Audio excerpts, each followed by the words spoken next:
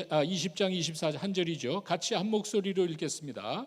내가 달려갈 길과 주 예수께 받은 사명 곧 하나님의 은혜의 복음을 증거하는 일을 마치려 하면은 나의 생명조차 조금도 귀한 것으로 여기지 아니하노라.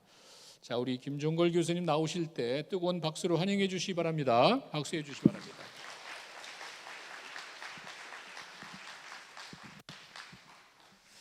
할렐루야. 거룩한 주일 2부 예배 나와 하나님 앞에 예배한 여러분들에게 하나님의 크신 은혜와 축복이 함께하길 주님의 이름으로 축복합니다. 선교와 문화사역을 통해서 지역사회에 거룩한 영향력을 주며 성장하는 랄리 제일 한인 침례교회를 방문해서 여러분들과 말씀을 통해 교제할 수 있도록 인도하신 하나님 앞에 감사하고 특별히 귀한 시간 허락해 주신 최동갑 담임 목사님께 감사를 드립니다. 지금의 지역사회에 건강하고 행복한 교회로 성장하기까지는 지난 역사 가운데 눈물로 또 기도로 또 헌신으로 함께했던 성도님들이 있었기에 가능하다고 생각이 됩니다.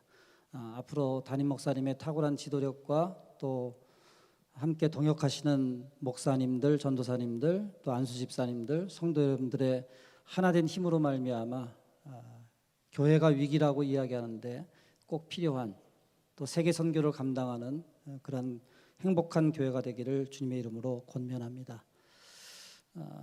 목사님이 굉장히 동안이세요. 제가 선배인 것처럼 보이지만 절대 그렇지 않습니다. 40년 동안 아까 친구라고 이야기했는데 친구가 아니에요. 제가 제일 무서워하는 선배 목사님입니다. 1년 차이기 때문에 제가 꼼짝 못합니다. 20년 전에 제가 조지아 롬에 교환 교수로 와 있을 때 목사님이 아마 테네시에서 목회 내시빌이죠. 내시빌에서 목회할 때 제가 왔다고 한숨에 달려오시더라고요. 그 정도 얘기하면 얼마나 가까운 사이인지 아실 겁니다.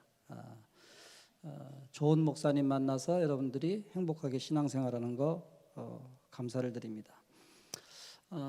오늘 본문 그 사도행전 20장 24절을 통해서 교회의 본질, 사명 이런 주제를 가지고 여러분들과 함께 말씀을 상고하려고 합니다. 내가 달려갈 길과 주 예수께 받은 사명 곧 하나님의 은혜의 복음을 증언하는 일을 마치려 하면은 나의 생명조차 조금도 귀한 것으로 여기지 아니하노라.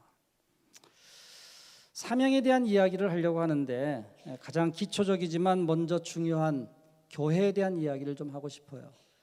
아유, 제가 신앙생활한 지가 지금 몇 년인데 이렇게 건강한 교회를 이루었는데 목사님 또 오셔갖고 무슨 교회에 대한 이야기를 하십니까? 이렇게 생각하실지 모르지만 본질에 대한 문제니까 제가 한번 좀 이야기를 하고 싶습니다.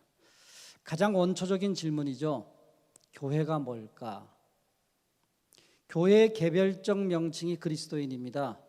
그리스도인의 집합적 개념이 교회라고 하는 공동체죠. 우리가 신학적으로 교회론을 이야기합니다. 그런데 그 교회론에 대한 질문, 교회가 무엇일까 하는 질문, 교회가 어떻게 존재하게 되었는가, 교회가 세상에 존재하는 이유와 목적은 뭘까? 여기에 대한 질문은 신학적인 질문 이전에 이미도 초대교회가 생겨났을 때 초대교회 교인들에 의해서 끊임없이 던져졌던 질문입니다. 신약성경의 교회라고 하는 용어는 예수님이 처음 사용했어요. 여러분들이 다 아실 거예요. 에클레시아 이런 단어 들어보셨잖아요. 교회라고 하는 그러한 개념입니다. 또 내가 내게 이르노니 너는 베드로라 내가 이 반석 위에 내 교회를 세우리니 그 교회라고 하는 단어가 헬라 원어에 보면 에클레시아라고 하는 단어를 썼어요. 근데 그 단어를 구약적 개념으로 보면은 히브리어 칼이라고 하는 그 단어를 번역한 개념이 됩니다. 뭐 신학적인 이야기를 제가 좀 하고 싶진 않아요. 근데 그 신약 성경의 에클레시아라고 하는 단어를 115번이나 썼어요. 이제 목사가 얘기하니까 믿으세요. 제가 어제 밤새도록 제가 세봤습니다. 원어를. 사람이 선생이 돼서 부모가 돼서 아이들한테 지속적인 이야기를 하면은 무슨 얘기예요? 제가 죄송합니다. 좀 험하게 얘기할게요. 아유, 우리 꼰대 왜 이렇게 말이 많아? 이렇게 얘기하잖아요. 그죠? 근데 부모 입장은 뭐예요? 선생님 입장은 뭐예요? 강조하는 거예요. 그러니까 성경의 요법도 마찬가지예요. 어떤 한 단어가 계속적으로 등장하는 것은 그만큼 중요하다는 이야기입니다. 그러니까 초대교회에 교회가 세워지고 교회가 뭔지에 대해서 지속적으로 설명하고 있는 거예요. 예수님이 마태복음 18장 20절에 뭐라고 이야기하냐면 두세 사람이 내 이름으로 모인 곳에 나도 그들 중에 있다고 이야기합니다. 교회는 건물이나 조직이나 간판을 이야기하는 게 아닙니다. 예수님을 주님으로 고백한 자들의 공동체를 이야기하는 겁니다. 회중을 이야기하는 거죠. 그러면은 교회라고 하는 개념에 대해서 한 6가지를 좀 제가 이야기하려고 그래요. 아까 제가 에클레시아라는 단어는 히브리어 칼을 번역했다고 이야기했어요. 칼이 무슨 말이냐? 신명기 7장 6절 7절 8절에 보니까 이스라엘 민족이 하나님으로부터 선택을 받습니다. 그러면은 이스라엘뿐만이 아니라 고대 근동에 수도 없이 많은 민족들이 있었는데 왜 하나님이 이스라엘 백성을 선택했을까 하는 부분들이 궁금하잖아요. 잘나서요? 기골이 장대해서요? 힘이 세서요? 정치력과 외교력이 있어서요? 성경은 그렇게 이야기하지 않아요. 내가 단지 말 그대로 하나님이 야훼 하나님이 내가 너희를 이스라엘 백성을 사랑하기 때문에 내가 너희를 선택했다고 이야기합니다. 그게 신약으로 넘어오면은 뭐요? 너희가 그 은혜로 인하여 믿음으로 말미암아 구원을 얻었다고 이야기하는 거예요. 하나님의 계약이죠. 우리가 보통 카비넌트 계약하면은 쌍방간의 계약을 이야기합니다. 근데 성경은 그렇지 않아요. 하나님의 일방적인 계약이에요. 하나님이 선택한 겁니다. 그러니까 칼이라고 하는 말은 하나님의 계약적인 공동체를 이야기하는 겁니다. 하나님의 공동체를 이야기하는 거예요. 두 번째로 교회라고 하는 것은 예수님의 십자가와 부활을 통해서 하나님이 세우신 거예요. 하나님의 선물입니다. 사람이 만든 공동체가 아니에요. 그렇기 때문에 교회는 신적인 공동체이지 인적인 공동체가 아님을 이야기하고 있습니다. 교회의 주인이 누구예요? 삼위의 하나님이세요. 어떤 한 사람이 그냥 돈을 내서 건물을 지었다고 그게 교회가 아니라는 거예요. 교회에 30년, 40년을 열심히 헌신했다고 해서 그 교회의 주인이 장로가 아니라는 거예요. 그 교회를 개척해서 평생 동안 목회를 했다 하더라도 그 교회의 주인은 목사가 아니라는 거예요. 여러분들 교회가 위기라고 이야기합니다. 얼마큼 위기인지 여러분들이 잘 알지 못하시죠? 제가 통계를 이야기하겠습니다. 여러분들 한국에서 미국에 정착한 지 얼마 된지 모르지만 70년대, 80년대 한국교회 성도가 1000만이라고 이야기했습니다. 심지어 1200만이라고까지 이야기했습니다. 제가 좀 다른데 여러분들 다 뻥이에요. 거짓말이에요. 지금 몇 만을 보느냐? 많이 봐야 600만 봅니다. 600만. 그런데 2050년이 되면은 한국교회 성도를 미래학자들이 300만까지 내려간다고 이야기해요. 그 얘기는 결국 뭐예요? 교회 안 간다는 거예요. 무슨 얘기예요? 교회 싫다는 거예요. 무슨 얘기예요? 목사 싫다는 거예요. 교회 나가는 사람 보기 싫다는 겁니다. 교회에 대한, 사회에 대한 교회의 영향력이 없어진다는 얘기입니다. 더 심각한 얘기 해볼까요? 앞으로 10년 후면은 한국교회 교회 재정이 반토막 납니다. 2억이었던 교회 예산이 1억으로 줄어들면 무슨 일을 할 수가 있어요? 그게 지금 한국교회 현실이에요. 부끄러운 얘기 하나 할까요, 여러분들? 저기 켄터키에 가면은 제가 도시 이름은 모르겠습니다. 교회 이름이 레드 교회가 있어요. 블루 교회가 있습니다. 우리나라 말로 말 그대로 그냥 붉은 교회, 퍼런 교회 이런 식이죠, 그죠? 그럼 여러분들 교회 이름이 주로 어떻게 돼요? First Baptist Church, Second Baptist Church 혹은 뭐 랄리 지역 이름이 등장하게 돼 있어요. 아니면 성경 이름을 이야기를 합니다. 근데 갑자기 레드 교회예요, 블루 교회예요. 한번 상상해 보세요. 왜 그랬을까? 그 교회가 하나의 교회였는데 나누어진 겁니다. 뭐 때문에? 교회가 리모델링 공사를 해요. 근데 카페트를 빨간 걸로 할 거냐 파란 걸로 할 거냐 갖고 싸운 거예요. 제가 만들어낸 얘기가 아닙니다. 여러분들 인터넷 찾아보세요. 여러분들 그게 교회예요? 빨가면 어떻고 파라면 어떻고 마르면 어떻고 하얀색이면 어떻고 성가대가 있으면 없었고 성가대가 없으면 어떻고, 그건 다 폼에 대한 부분들이에요. 본질이 아니에요. 근데 폼을 가지고 싸우는 겁니다. 그만큼 교회가 교회답지 못하다는 거예요. 세 번째로 에클레시아는 불러낸 사람들을 이야기하는 겁니다. 그리스도와 성령을 통해서 세상으로부터 불러낸 사람들을 이야기하는 거예요. 하나님의 불리움을 받아, 이 얘기죠. 컬링. 김종걸 하면 예 하고 내가 앞으로 불러나가는 겁니다. 세상으로부터 불림을 받았기 때문에 구분이 된다는 거예요. 구별이 되는 겁니다. 근데 우리가 발을 딛고 사는 세상은 천국이 아니라 이 땅에서요. 그래서 calling in world, 이 땅에서의 소명을 받은 겁니다. 사명을 받은 거예요. 그렇기 때문에 빛과 소금의 역할을 감당하는 겁니다. 네 번째로 교회는 사람들의 모임입니다. 하나님에 의해서 불리움을 받은 사람들의 모임이에요.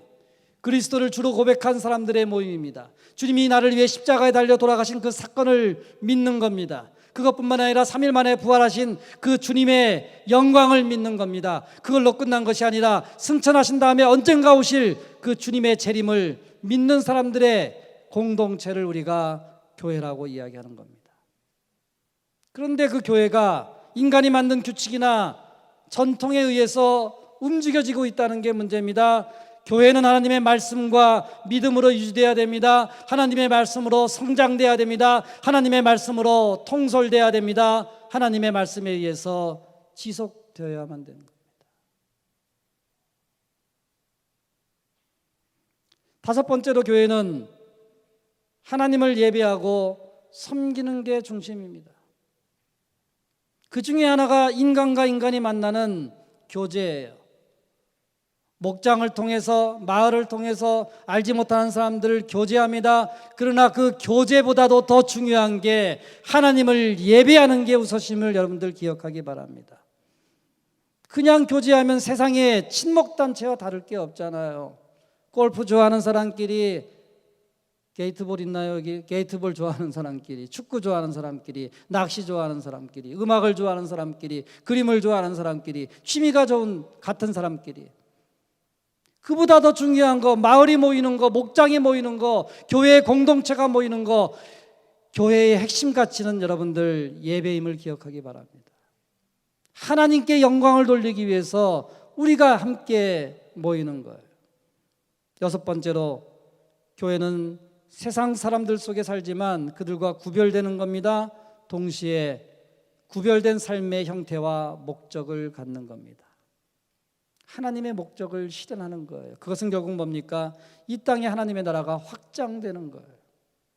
그렇기 때문에 교회는 건물을 이야기하는 게 아닙니다. 교회는 조직을 이야기하는 게 아닙니다. 구원받은 사람들의 모임을 이야기하는 겁니다. 앞서 이야기한 대로 그리스도인은 교회의 개별적 명칭이고 교회는 그리스도인의 집합적 개념이에요. 구원받은 이 무리가 지금 랠리 제일 한인교회를 이루고 있는 겁니다. 그렇다면 여러분들의 사명은 뭡니까? 랠리 제일 한인교회의 사명은 뭡니까? 이 땅에 존재하고 있는 교회의 사명은 뭡니까? 여러분들 이 땅에서 가장 귀중한 게 뭐라고 이야기해요? 돈이요? 돈 중요합니다. 돈이 있어야 선교하죠.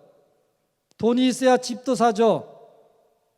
사람은 성공을 이야기합니다. 지식을 이야기합니다. 명예를 이야기합니다.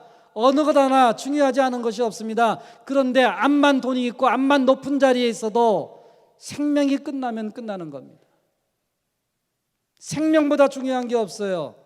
생명을 다하면 내가 아무리 많은 것을 소유하고 있더라도 다 놓고 나가야 됩니다. 그렇기 때문에 주님도 산상수훈에서 목숨이 의심보다 중요하고 몸은 의복보다 중요하다고 이야기하고 있습니다. 앞에 보이는 사람이 멋지게 생겼죠. 하워드 휴즈라고 하는 사람. 1977년에 이 사람도 죽어버립니다. 20억 불의 재산을 남겼어요. 20억 불. 계산이 잘 안 되시네. 2조 2천억. 여러분들이 별로 안 놀래는데 여러분들 돈이 얼마나 많길래 도대체 안 놀래는 거예요. 저는 2억이라도 있으면 좋겠어요. 제가 놀랄 만한 얘기를 이야기하는데 여러분들이 깜짝 안 놀래면 제가 놀래버린다고요. 얼마나 돈이 많았길래 20억 불을 놓고 가요. 근데 그 사람도 결국은 생명을 마감합니다. 투자자였어요. 기업가였어요. 영화 제작자였어요. 자선가였어요. 호텔과 영화사, 방송사 50여 개의 업체를 소유했다고 이야기합니다. 좀 더 오래 살아보기 위해서 신선한 공기를 공급하는 차단된 유리벽에 살기까지 합니다. 누가 자신을 죽일까 봐 피해망상증에 걸려서 음식도 제대로 먹지 못하고 누가 독약을 넣었을까 제대로 먹지를 못했다고 이야기합니다. 건강이 극도로 악화됩니다. 결국은 자가용 비행기로 병원에 수송하다가 비행기 안에서 세상을 떠났다고 이야기합니다. 자기의 생명을 연장시키려고 했지만 하나님이 부르면 이 땅을 하직하는 겁니다. 생명보다 중요한 게 없어요. 근데 여러분들 좀 오늘 뜻밖의 이야기를 제가 좀 하는 거예요. 이해할 수 없는 이야기를 하는 거예요. 뭐라고 이야기하고 있어요? 성경은 우리의 생명보다 더 귀중한 게 있다는 거예요. 어떻게 생명보다 귀중한 게 있어요? 오늘 본문입니다. 나의 달려갈 길과 주 예수께 받은 사명, 하나님의 은혜의 복음을 증거하는 일을 마치려 하면 내 생명을 조금 더 귀한 것으로 여기지 아니하노라. 사도 바울의 고백입니다. 여러분들 그게 정말로 와 닿으세요? 사도 바울이 고백한 그 고백이 여러분들의 고백이 될 수 있어요? 돈이 중요해요? 생명이 중요해요? 돈 없는 사람들은 눈앞에 있는 그 문제를 해결하기 위해서 돈 때문에 매달립니다. 근데 건강을 잃어버리면 끝나잖아요. 그런데 그 생명보다 더 중요한 사명이 있다는 거예요. 사도 바울은 예수님께 받은 그 사명을 이루기 위해서 하나밖에 없는 자신의 생명을 버리게 됩니다. 그렇다면 왜 사명이 생명보다 중요할까? 사명이 생명보다 귀한 이유는 이렇습니다. 사람이 태어난 이유가 사명을 위해서 태어났어요. 아니 도대체 무슨 말이에요, 목사님? 나 그런 사명 없습니다. 그건 여러분들이 모르기 때문이에요. 왜 세상에 태어났다고 생각합니까? 그냥 우연이요? 성경은 그렇게 우연을 이야기하지 않습니다. 필연을 이야기합니다. 하나님의 섭리를 이야기합니다. 하나님이 이 땅에 세상을 창조하실 때 하나님의 형상대로 창조했다고 이야기합니다. 인간을 창조하신 그 이유와 목적이 있다는 거예요. 내가 부모를 통해서 이 땅에 태어난 것은 그냥 태어난 것이 아니라 본질적으로 하나님이 나를 통해서 이루고자 하는 사명, 목적이 있다는 것을 이야기하는 겁니다. 그 사명을 다할 때 우리가 하나님 앞에 다시 불려가게 되어 있습니다. 그렇다면 그 사명이 뭘까? 하나님이 어떤 사명을 주셨을까? 여러분들 급한 게 뭐가 있어요? 돈이 급하세요? 돈도 벌어야 됩니다. 성공도 해야 됩니다. 쉬기도 해야 되고 누리기도 해야 되고 여행도 가야 되고 하고 싶은 거 얼마나 많은지 모릅니다. 다 급해요. 한 나라의 살림살이도 마찬가지입니다. 여러분들 경제가 엉망이면 경제 때문에 국민들이 난리입니다. 국방은 국방대로 급하다고 이야기합니다. 교육은 교육대로 급하다고 이야기합니다. 교회도 급한 사명이 많습니다. 부흥도 해야 됩니다. 여러분들 교회가 잘못하면 문을 닫게 돼요. 제가 커피를 너무 좋아해서 잘 단골로 다니는 카페가 한국에 몇 개 있습니다. 근데 어느 날 갑자기 한 카페가 문을 닫았어요. 정말로 마음이 아프더라고요. 내가 정말로 잘 다니는 잘하는 음식점이 있는데 그 식당이 경제난을 해결하지 못하고 결국은 문을 닫게 돼요. 속상하더라고요. 근데 여러분들 주님의 몸된 교회가 문을 닫는다는 거예요. 제가 알기로는 미주 한인 침례교 총회에 약 800교회 교회가 있다고 들었습니다. 저희 기독교 한국 침례 코리아 베프티스트 컨벤션에 3,000교회가 넘습니다. 매일같이 교회가 세워지고 있습니다. 그런데 문을 닫는 교회도 많다는 거예요. 아까 얘기했잖아요. 1,000만이 아니라 이미 300만까지 내려간다는 얘기는 결국 뭐예요? 교회가 없어진다는 겁니다. 주님의 몸된 교회가 문을 닫는 거예요. 교회가요, 교회 안에 많은 부서가 있습니다. 성가대는 성가대대로 급하다고 이야기해요. 교육부서는 교육부서대로 급하다고 이야기해요. 유수가 우리 교회의 미래인데, 우리 민족의 미래인데 왜 투자 안 하냐고 이야기합니다. 부흥해서 건축도 해야 됩니다. 구제도 해야 됩니다. 다 중요해요. 근데 가장 중요하고 시급한 사명이 뭡니까? 성경은 그것이 선교임을 재차 강조하고 있습니다. 예수님이 승천하기 전에 지상명령이 선교예요. 너희는 가서 모든 족속으로 제자를 삼아 아버지와 아들과 성령의 이름으로 침례를 주고 내가 너희에게 분부한 모든 것을 가르쳐 지키게 하라. 볼지어다 내가 세상 끝날까지 너희와 항상 함께 있으리라. 부활하신 예수님께서 다시 한번 제자들에게 승천하시기 전에 주신 사명이 또 하나 있습니다. 역시 선교입니다. 오직 성령이 너희에게 임하시면 너희가 권능을 받고 예루살렘과 온 유대와 사마리아와 땅끝까지 이르러 내 증인이 되리라 하시니라. 교회의 존재 목적, 내가 이 땅에 살아가는 존재 이유, 그것은 하나님의 나라가 확장되는 것임을 여러분들 기억하기 바랍니다. 사도행전 1장부터 28장까지 있습니다. 그것을 크게 둘로 나눕니다. 예루살렘에서 안디옥까지 1장부터 12장까지 기록되어 있는데 베드로의 사역이 중심이 됩니다. 13장부터 28장까지는 안디옥에서 로마까지 복음이 증거되는 스토리를 지속적으로 이야기합니다. 바울의 선교 사역입니다. 그리고 7장에 환란이 일어나고 핍박 중에 스데반이 순교를 당하게 됩니다. 12장에 야고보가 순교를 당합니다. 27장, 28장에 바울이 감옥으로 끌려가고 죽음을 맞이합니다. 기독교는 핍박의 역사를 갖고 있습니다. 힘들고 어렵습니다. 여러분들 전도해 보셨어요? 복음 증거하는 게 만만치가 않습니다. 그 핍박을 통해서 끊임없이 하나님의 나라가 확장되는 것, 그것이 여러분들 기독교임을 기억하기 바랍니다. 여러분들 우리에게 주신 사명이 뭐예요? 한마디로 이야기하면 믿지 않는 자들이 있어요. 그 믿지 않는 자들에게 복음을 증거해 하나님의 나라가 확장되는 것임을 기억하기 바랍니다. 오늘 본문에 나온 사도 바울이 그것을 사명이라고 이야기합니다. 그 사명이 내 생명보다 중요하다고 이야기합니다. 그럼 이거잖아요. 여러분들 무엇 때문에 살아가고 있습니까? 전도를 하셨습니까? 여러분들이 전도한 누군가가 지금 옆자리에 앉아 있습니까?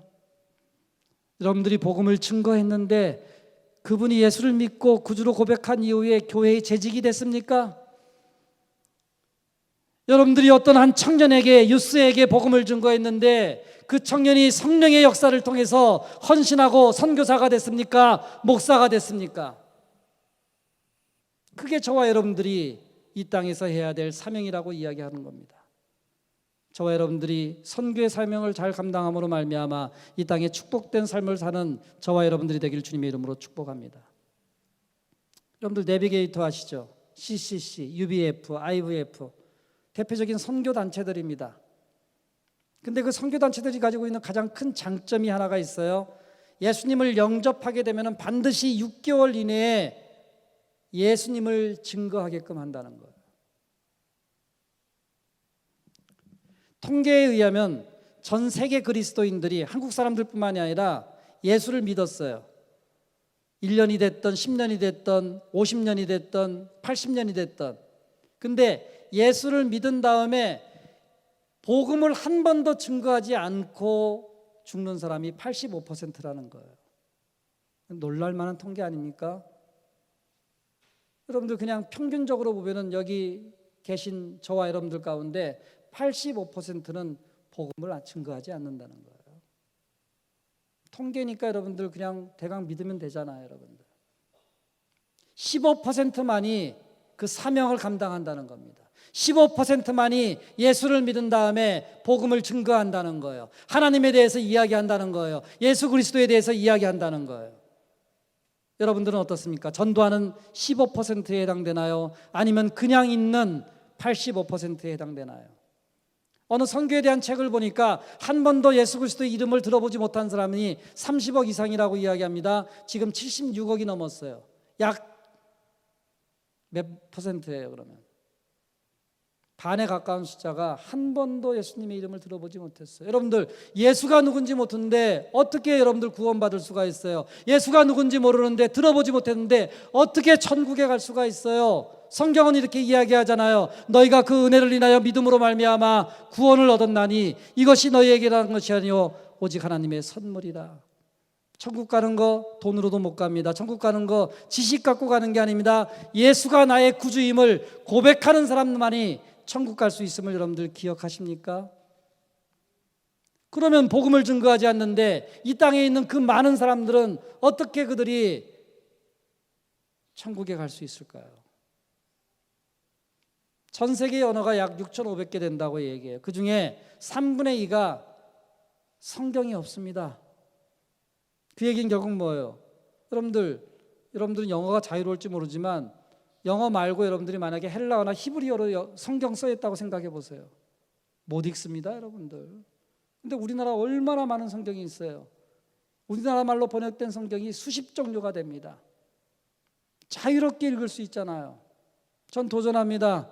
여러분들 가운데 언어에 대한 달란트가 있는 분들은 그러한 부족 언어 배워갖고서 쪽복음 전하는 거예요. 번역하는 겁니다. 해야 할 일이 얼마나 많은지 모릅니다. 금세기 훌륭한 신학자의 목회자인 영국의 존 스토트 목사님이 전도하지 않는 죄라고 하는 책을 썼어요. 원 제목이 Guilty Silence입니다. 그냥 직역하면은 죄스러운 침묵이란 말로 번역할 수 있을 것 같아요. 예수 그리스도를 증거하지 않고 침묵을 지키는 거, 그게 지금 죄라고 이야기하고 있는 겁니다. 여러분들 혹시 생각해 보셨어요? 내가 복음을 증거하지 않는 것 자체가 죄가 될 수 있다는 거. 제가 한국의 어떤 교회 집회를 가는데 교회 올라가는 2층 벽에다가 아주 빨간 글씨로 선명하게 아주 강하게 이렇게 써 있어요. 전도하지 않는 것은 간접살인입니다. 아주 무시무시하더라고요. 목사님이 전도를 강조하기 위해서 표어를 써놨겠죠. 사랑하는 성도 여러분, 저는 랄리제일 한인교회가 또 교회 구성원인 여러분들이 이 땅 살아가면서 믿지 않는 자들에게 복음을 증거하는 주의 거룩한 백성 되기를 주님의 이름으로 축복합니다. 사도행전 5장에 보면 특별히 제일 마지막 절 42절에 교회의 특징을 두 가지로 이야기합니다. 모든 성도들이 전도자였어요. 모든 날이 전도하는 날이었어요. 요즘 많이 얘기하죠. 예수 새 생명 축제 혹은 기타 등등, 그날만 전도하는 게 아니었다는 거예요. 전도 특공대원들, 훈련받은 사람들만이 전도하는 게 아니었다는 거예요. 예수를 믿는 사람들이면 모두가 다 전도하는 겁니다. 어디에서든지 전도하는 거예요. 무엇보다도 초대교회는 예수 믿는 것과 전도하는 것을 하나로 생각했습니다. 예수를 믿으면 기쁘잖아요. 구원의 확신이 있잖아요. 천국 갈 수 있는 소망이 있는 거잖아요. 새로운 피조물이 됐잖아요. 당연히 좋은 것을 나누어야죠. 이야기해야 되는 겁니다. 성경에 나타난 그들, 초대교회 성도들은 가끔이 아니라 매일같이 전도했습니다.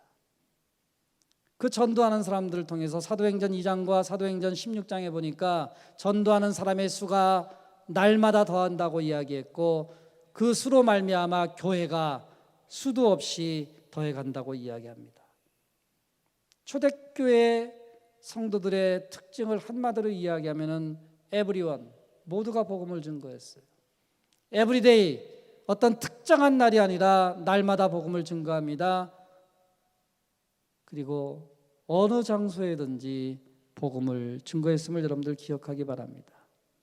제가 한번 사도행전을 한번 이야기해 보겠습니다. 사도행전 2장에 보니까 길모퉁이에서 복음을 증거합니다. 3장은 예루살렘 성전에서 복음을 증거합니다. 4장은 사내들인 앞에서, 8장은 광야길에서, 10장과 20장은 개인 집에서, 13장과 24은 총독 관저에서, 9장, 13장, 17장, 18장은 회당에서, 14장은 성문에서, 16장은 감옥터에서, 17장은 시장에서, 19장은 강연장에서, 26장은 정부 지도자 앞에서 담대하게 복음을 증거합니다. 에브리웨어, 어디에서든지 누구에게나. 27장은 바다 한복판에서까지 복음을 증거합니다. 28장은 멜리데 섬에서, 그리고 바울은 죽을 때까지 복음을 증거하는 겁니다. 그게 사도행전의 이야기예요. 사도행전의 스토리입니다. 교회를 세워가는 스토리예요. 여러분들 열심히 전도하는 교회는 변질되지 않습니다. 위기라고 하지만 그 선교적 사명을 감당하는 교회는 부흥할 수밖에 없다는 사실들을 여러분들 기억하기 바랍니다. 여러분들 물이 고여 있으면 썩잖아요. 마찬가지로 전도하지 않는 교회, 전도하지 않는 신자는 병들 수밖에 없어요. 레드 교회와 블루 교회가 왜 싸움했을까? 전도하는 사람들이 아니라고 저는 생각이 돼요. 하나님의 복음을 믿지 않는 자들에게 전파하는 사람들이라면은 그게 무슨 대수라고요. 카페트 색깔이 무슨 대수라고 그것 때문에 싸움을 합니까? 그것 때문에 교회가 왜 나눠집니까? 이런 뜻깊은 이야기가 있습니다. 우화인지 야사인지 모르겠지만 우리가 귀담아 들어야 될 그러한 중요한 의미가 담겨져 있다고 생각이 됩니다. 옛날 소돔성이 하나님의 심판을 받아 멸망하기 직전까지, 심지어 유황불이 떨어져 성이 망하는 그날 아침까지 성문에 서서 날마다 하나님의 말씀을 외치는 노인이 있었습니다. 매일같이 하나님의 말씀을 외치니까 사람이 와서 이야기하고 있는 거예요. 누군가 묻는 겁니다. 할아버지, 영감님이 아무리 외쳐도 사람들은 전혀 변화되지 않는데 왜 그렇게 날마다 외치고 있습니까? 목이 안 아프세요? 시간이 아깝지 않으세요? 힘들지 않으세요? 왜 그런 일을 하고 있는 겁니까? 이 말을 들은 노인이 이렇게 대답했다고 이야기합니다. 나는 그들이, 죄악 가운데 있는 그들이 나를 변질시키지 못하도록 계속 외치고 있는 겁니다. 소돔과 고모라는 여러분들 아는 대로 너무나도 악한 도성이었습니다. 아무리 의로운 롯과 같은 사람이라도 자기도 모르는 사이에 점점 세속화될 수가 있어요. 교회를 오래 다니고 암만 신학을 공부하고 암만 헌신을 오래 했던 사람들이라도 그냥 하나님으로부터 멀어질 수 있다는 겁니다. 이 노인은 자기가 가만히 있다가는 소돔 사람들처럼 금세 변질될 것 같은 위기감을 느꼈기 때문에 더욱더 하나님의 말씀을 외쳤던 겁니다. 내가 외치고 있는 이상 소돔 사람이 되지 않는다. 내가 외치고 있는 이상, 내가 복음을 전하고 있는 이상 세상 사람들이 변화를 받지 않을지 모르지만 적어도 나는 그들을 닮아가지는 않을 거다. 사랑하는 여러분, 잠잠한 심자는 결국은 세상에 물들기 쉽습니다. 전 저와 여러분들이 이 땅 살아가면서 사도 바울이 이야기한 그 사명, 생명보다 그 귀한 사명이 신앙 고백이 되기를 주님의 이름으로 축복합니다. 성경이 말하는 교회가 흩어지는 교회, 모이는 교회가 있잖아요. 여러분들 교회 이중적 특성을 가지고 있습니다. 21세기 교회를 제가 좀 여러분들에게 제안합니다. come structure에서 go structure로 바꿨으면 좋겠어요. 주님이 제일 처음에 다 오라고 그랬어요. 버려두고 다 오라. 근데 마지막 명령한 거, 마지막 승천하시기 전에 또 이야기했던 거, you go, 가라는 거. 너희는 가서 모든 족속으로 제자를 삼아. 제가 좀 더 쉽게 설명할게요. 우리 교회요, 아유 목사 얼마나 설교 잘하는지 몰라요. 우리 교회에 이렇게 유명한 사람이 있습니다. 연예인도 나옵니다. 정치인도 나옵니다. 스포츠 스타도 있습니다. 교육 시스템이 잘 돼 있습니다. 얼마나 좋은지 모릅니다. 환경이 너무나도 기가 막힙니다. 예, 다 중요한 것들이에요. 근데 그렇게 해서는 안 된다는 거. 이제는 여러분들이 들고 나가야 됩니다. 슈퍼마켓 앞으로, 극장 앞으로, 운동 경기장에, 식사하는 장소에 그리스도의 복음을 증거하는 저와 여러분들이 되기를 주님의 이름으로 축복합니다. 우리의 의식이 바꿔야 돼요. 동네 사람들이 그냥 찾아오겠지, 이 정도면은 리모델링도 했고, 이 정도면은 목사님의 설교도 탁월하고, 이 정도면은 교육 시스템도 잘 돼 있고, 거기에 만족하는 것이 아니라 여러분들이 복음을 들고 믿지 않는 자들에게 복음을 증거하는 저와 여러분들이 되기를 주님의 이름으로 축복합니다. 그래서 이 지역에서 랄리제일 한인 교회 가면 그냥 선교하는 교회, 그렇게 브랜드화 되기를 주님의 이름으로 축복합니다. 마지막으로 여러분들에게 말씀을 맺습니다. 단순히 우리가 교회의 멤버십을 가지고 있는 사람들이 아니라 이제는 미니스터가 됐으면 좋겠어요. 내일 목사님이 선교지로 떠난다고 들었습니다. 아까 광고하는 걸 보면서 캄보디아, 한국에 여러분들 열몇 시간, 20몇 시간 비행기를 타야 됩니다. 헌금해야 됩니다. 거기서 봉사해야 됩니다. 휴가를 내는 거예요. 학생들은 그 아까운 시간들을 거기다가 투자하는 겁니다. 왜 그래요? 정신 나가서요? 아니잖아요. 주님이 나에게 그 본질이 뭔지 아는 사람들입니다. 저는 난리제일 한인교회가 여러분들이 생명을 다하는 그날까지 주의 복음을 증거하는 그러한 성도 되기를 주님의 이름으로 축복합니다. 이젠 어디언스가 아니에요. 청중이 돼서는 안 됩니다. 아, 목사님 설교 잘하네. 아이고, 우리 교회 행정 시스템 참 좋네. 이렇게 바라보는 청중이 아니라 여러분들이 군사가 됐으면 좋겠어요. 싸워야죠. 여러분들, 이 땅은 영적인 전쟁터입니다. 성령에 의해서 사로잡힌 사람들과 그렇지 않은 사람들과의 싸움이에요. 여러분, 속지 말기 바랍니다. 성령에 사로잡혀 그리스도의 복음을 증거하는 랄리 제일 한인교회 성도 여러분들이 되기를 주님의 이름으로 축복합니다. 함께 기도하겠습니다. 한 1분 동안